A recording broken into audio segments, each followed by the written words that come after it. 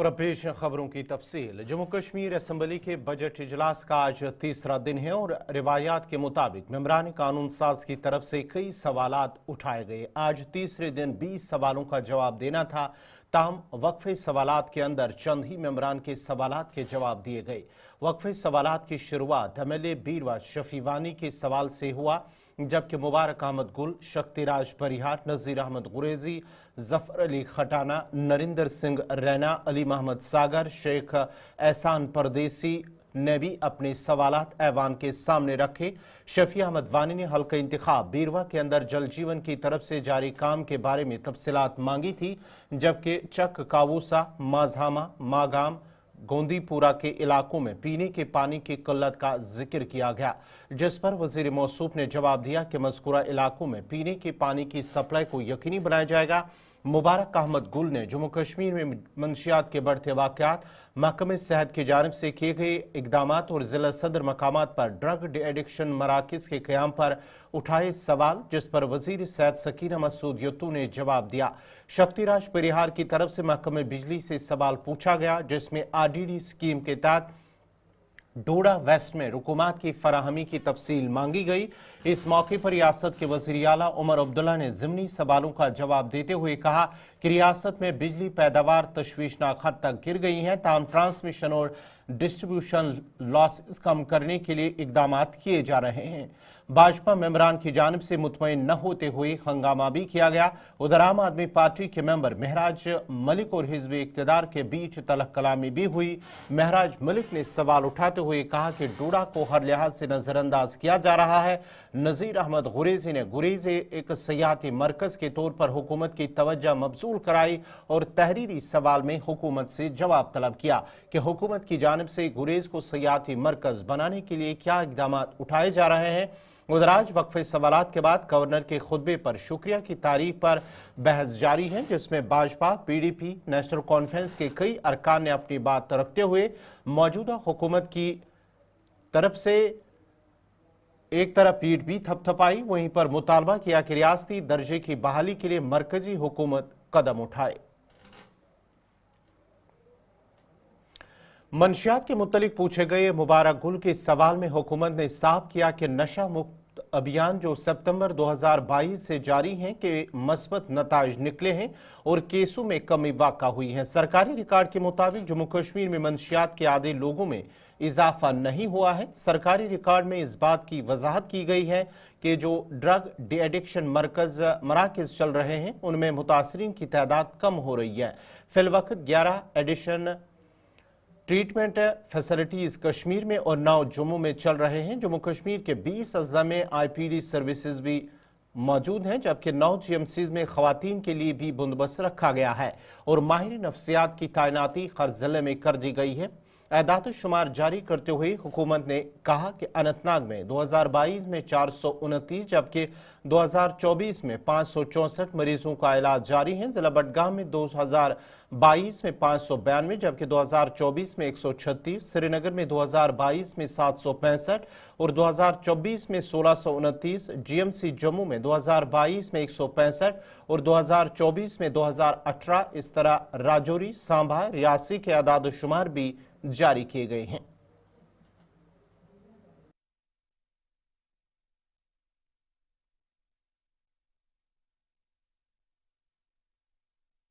हम उनके हवाले ये बात करते हैं, जनाब ये काम में थोड़ी सी तेजी लाने की जरूरत है और उन्होंने हमें एश्योर किया है कि इस RDSS के कंप्लीशन से पहले जो है ये मुकम्मल हो जाएगा। जहां तक ऑनरेबल MLA साहब जो आपके पीछे हर सवाल में जो है उठ जाके फिर बात करते हैं, मैं मानता हूं ना, अगर सारी जगह ठीक हालात होते तो आज हमारा 50% लॉस नहीं होता। अब आपने ट्रांसफार्मर लगाए, अच्छी बात है, लेकिन मैं भी मानता हूं ना, अब हर जगह पोल नहीं है, हर जगह तार नहीं है, तभी तो ये स्कीम हम इंप्लीमेंट कर रहे हैं। आप थोड़ा सा सब्र करिए, हमने कहा है ना अब अगले साल तक हम ये मुकम्मल कर लेंगे। जब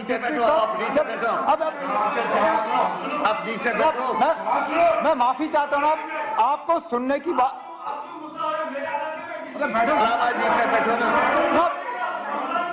सुनिए ना आप, एक सेकंड आप MLA साहब,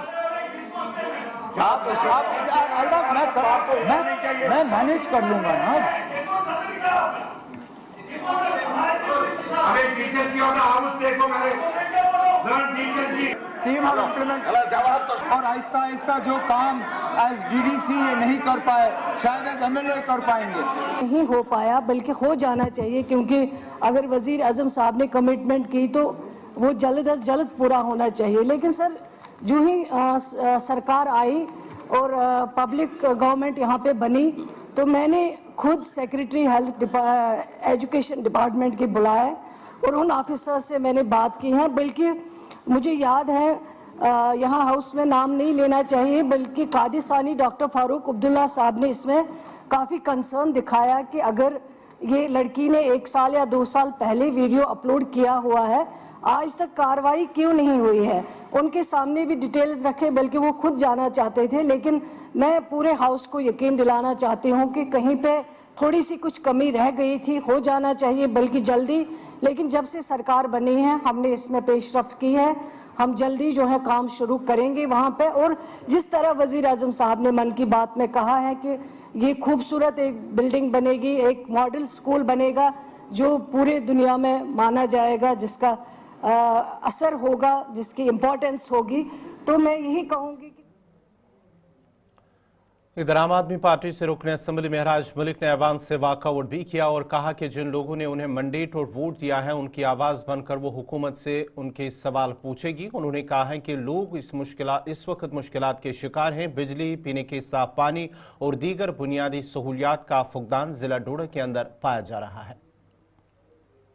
हम सरकार में हैं, मैं चाहता हूं अब सरकार कोई ऐसी, अब हमने फैसले करने, अब हमने काम करना है, अब हमने हल ढूंढने, अब हमने ये नहीं बोलना इसको ऐसे किया जाए। आरडीएसएस प्रोजेक्ट की बात करें, धीमी रफ्तार से चल रहा है, कितनी धीमी रफ्तार से चल रहा है? आप बोल रहे 82 करोड़ हमारे डिस्ट्रिक्ट में पोल और तार लगाने के लिए। आप अंदाजा करो जिस चनाब को इन्होंने खोदा है, जिस चनाब की बिजली को बेचा है, जिस चनाब के पानी से रोक कर लोगों की जमीनों को खराब किया है, उस चनाब के अंदर लोगों को बिजली जलाने के लिए खंबा नहीं है। और इस दौर के अंदर अभी खंबा लगाने के लिए बात हो रही है और 12% 2 साल में काम हो रहा है। 82 करोड़ की लागत से पोल और तार लगेंगे।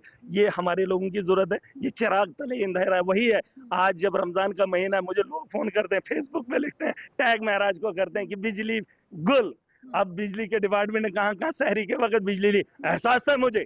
उन लोगों ने मुझे चुनकर भेजा और यहाँ सदन में ये लोग सुनेंगे नहीं, क्यों ना बोलूं। चौथा रमजान का महीना शुरू होगा, ये रोजा होगा, वहाँ बिजली नहीं होगी, ना इफ्तारी को ना सहरी को, तो बात नहीं करूं। कितने लोग सफर कर रहे हैं? कितने लोग सफर कर रहे हैं? कितने लोग सफर कर रहे हैं इस समय? देखिए, मैं वो आदमी नहीं हूँ, हाँ से हाँ भरने वाला नहीं हूँ। अवाम के मुद्दे हैं, अवाम के मुद्दों पे बात करूंगा। कितने लोग सफर कर रहे हैं? जिस दिन मैं भी सरकार में, अपनी सरकार में होऊंगा, आप देख लेना, हमारे जवाब भी वही होंगे, सवाल भी। मैंने सरकार को आज बोला है, कहता आपके सवाल क्या है? मैंने कहा मेरे सवाल नहीं, आप उन सवालों के जवाब दो। मेरा सवाल आपका जवाब है।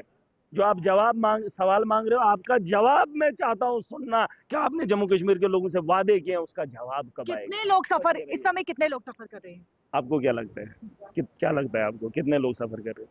सिर्फ मेरी कॉन्स्टिट्यूंसी के रमजान का महीना जहाँ जहाँ है, सहरी के वक्त बिजली नहीं है। मुझे एक बात बताओ, जहाँ पोल लगने अभी बाकी है, उन लोगों को रेवेन्यू, एलजी ने पिछले दिनों चिट्ठी निकाली थी, जो पैसा नहीं देगा, जो किराया नहीं देगा, उसको तार काट लो।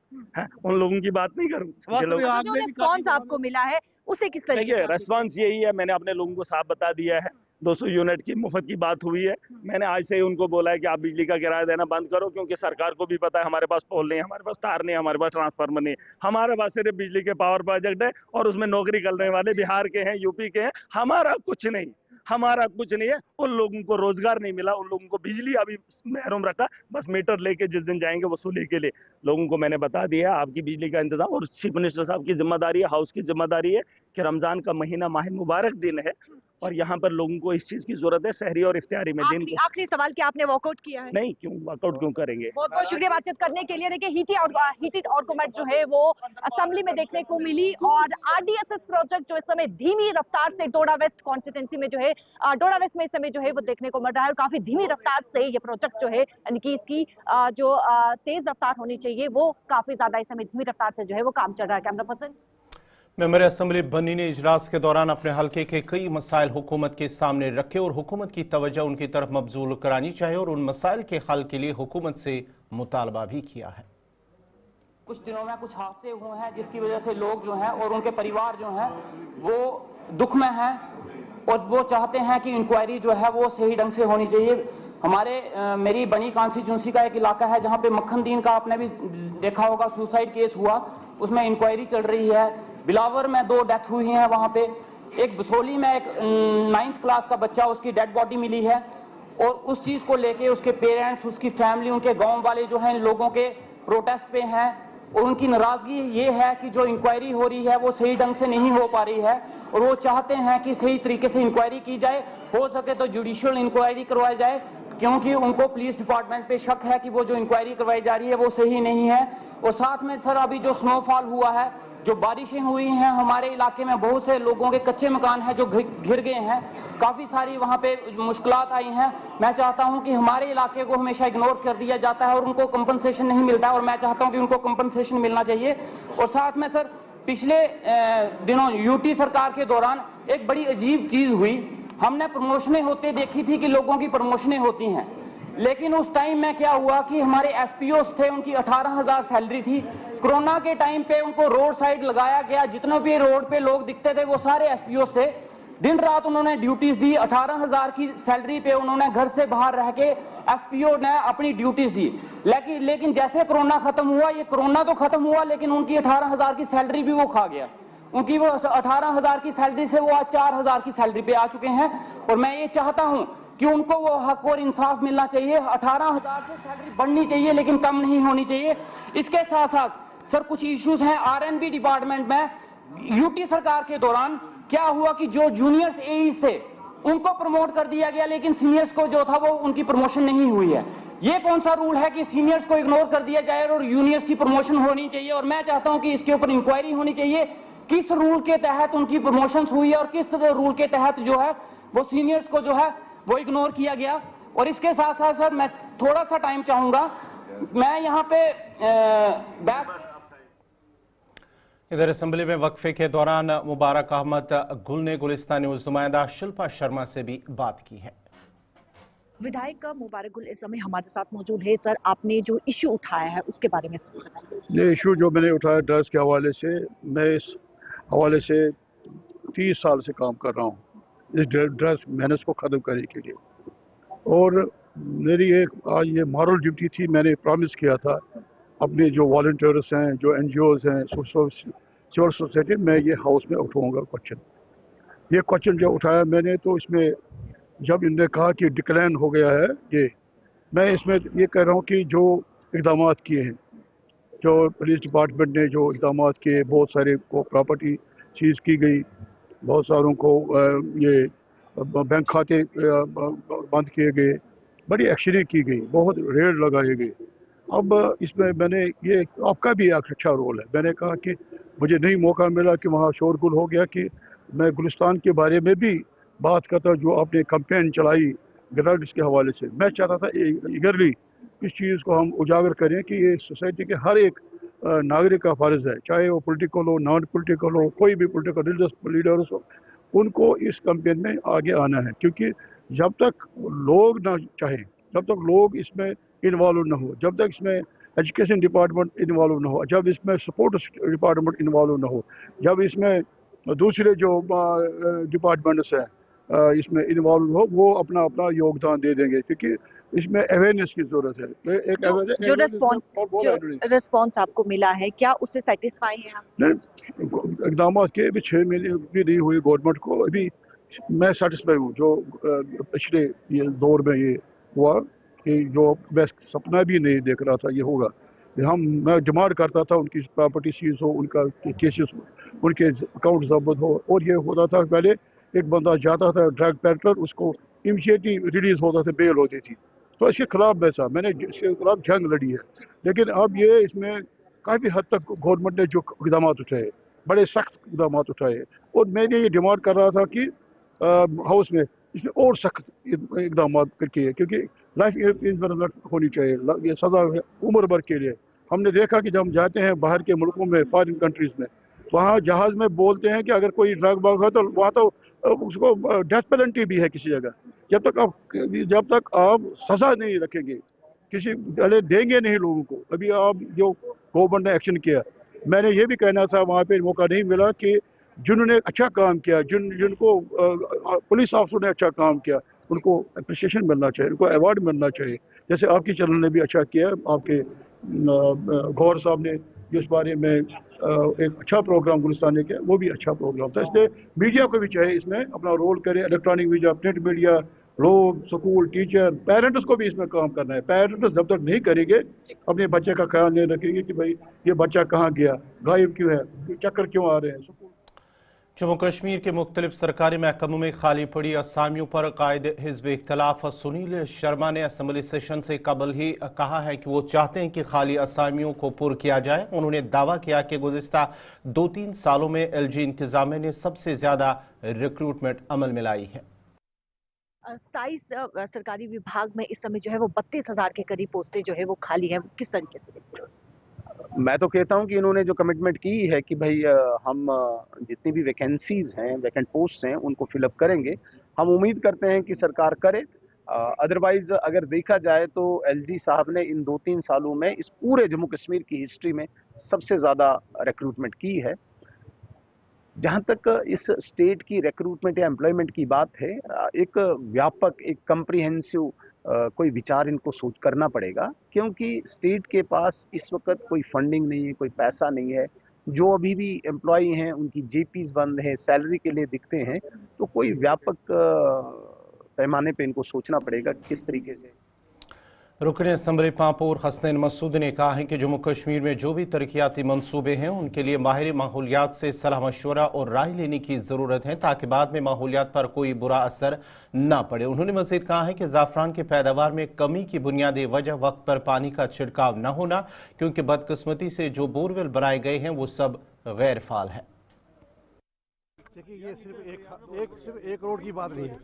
जहाँ भी रोड बने जिससे कि एक लगेगा कि इन्वायरमेंटल इम्पैक्ट एस्टिमेट की ज़रूरत है, मुझे लगता है वहाँ माहिरीन से इन्वायरमेंटल इम्पैक्ट एस्टिमेट की बात करें होनी चाहिए। और हर रोड को, ये नहीं सिर्फ एक रोड को सिंगल आउट करना चाहिए।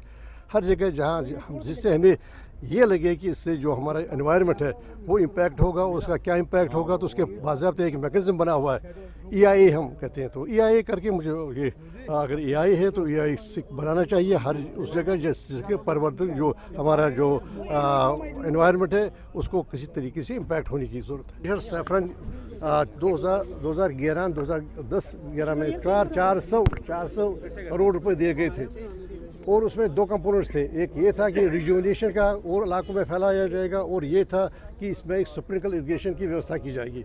लेकिन फिलहाल का बात यह है कि 124 बोरवेल का पर पैसा खर्च किया गया, लेकिन एक भी बोरवेल फंक्शनल नहीं है, ऑपरेशनल नहीं है। तो उससे क्या हुआ कि हमारे सैफरान की जो पैदावार है वो बिल्कुल नीचे आ गई। इस वक्त मुझे लगता है 20-25% के करीब वो तक पहुँची। 500 करोड़ का ये कारोबार होता था, और इस सिमट के पांपोर इलाके में और बाकी जो भी उसके पास वाले इलाके, तो इन इलाकों के लोग मुतासर हैं, जो हमारे ग्रोवर्स मुतासर हैं। तो मैंने ये कहा था कि इसकी एक इन डेप्थ इंक्वायरी की जाए कि क्या वजूहत है इससे फेल हुआ, और दूसरी बात है हम क्या करेक्टिव मेजर्स उठा सकते हैं जिससे इसमें वो इसकी अपनी जो एक रोल था एक हमारी इकॉनमी में, इस सबसे बड़ा इंपॉर्टेंट पेशरफ था। PDP से रुकने असम्बली वहीद रहमान पर्रा ने कहा है कि जम्मू कश्मीर में खासकर वादी में जो भी प्रोजेक्ट, चाहे वो रेलवे, रोड, सैटेलाइट टाउनशिप या दीगर बड़े प्रोजेक्ट हों, उस हवाले से एनवायरनमेंट असेसमेंट होनी चाहिए, ताकि ये पता चले कि इन प्रोजेक्टों से माहौल को कोई नुकसान तो नहीं पहुँच रहा है। सवाल के जवाब में वज़ीर मौसूफ ने कहा है इक़दामात सुप्रीम कोर्ट की गाइडलाइंस के मुताबिक किए जा रहे हैं। उधर एक सवाल के जवाब में हुकूमत ने इस बात को तस्लीम किया कि जहलिम पर इशीपुरा डांगरपुरा ब्रिज पर काम रुका हुआ है और बहुत जल्द इस पर काम शुरू किया जाएगा। ये बात काबिल जिक्र है कि ये प्रोजेक्ट मार्च 2008 में JKPCC की जानिब से शुरू किया गया था और 3 साल में इसे मुकम्मल होना था। ताम फंड्स की अदम दस्तियाबी की वजह से इस अहम पुल पर काम रुका हुआ है।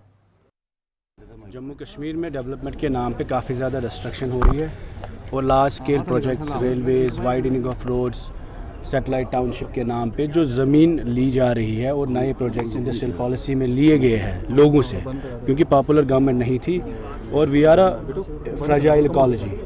जैसा आपने देखा कि एक ड्राई स्पेल विंटर में रहा, उसके साथ साथ जो वाटर टेबल है वो बहुत डाउन हुआ है, और सॉइल, सैंड और लैंड माइनिंग, अगर आप स्टोन माइनिंग देखेंगे सबसे ज़्यादा जम्मू और कश्मीर में हुई है पिछले सालों में। There is a huge mafia which is doing mining in Jammu and Kashmir, और इस माइनिंग की वजह से, लार्ज स्केल डेवलपमेंट की वजह से, there is a large scale destruction happening in Jammu and Kashmir state, particularly in Kashmir region, which is a very fragile ecology.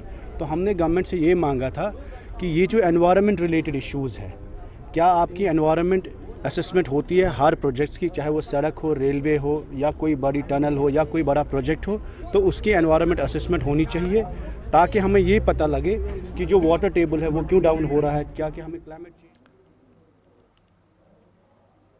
मंशियात की smuggling के खिलाफ जंग को जारी रखते हुए डोडा पुलिस ने डोडा में पेट्रोल पंप के करीब पुलिस नाके के दौरान 3 अफराद को मंशियात समेत गिरफ्तार किया है। ऑपरेशन की क़यादत DYSP हेडक्वार्टर अजय आनंद और SHO डोडा परवेज खाने ने की, जबकि इस मौके पर गुलिस्तान न्यूज़ नुमाइंदा वसीम गुत्तू ने भी पुलिस के साथ बात की है इस ऑपरेशन के हवाले से।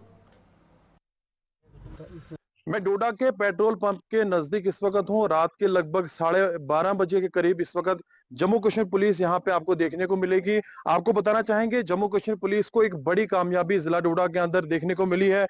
लगभग 14 से 15 ग्राम चिट्टा जो है पुलिस ने बरामद किया है। यहाँ पे एक नाका जम्मू कश्मीर पुलिस की तरफ से लगाया गया था, जिसमें SHO परवेज खांडे और उनके साथ कुछ यहाँ पे उनके ही पुलिस के लोग यहाँ पे मौजूद थे, और नाके के दौरान 3 लोगों से जो है चिट्टा बरामद किया गया है। वो तस्वीरें आप देख सकते हैं, ये वो 3 लोग हैं जिनको फिलहाल पुलिस ने हिरासत में लिया है यहाँ पे मजिस्ट्रेट के सामने।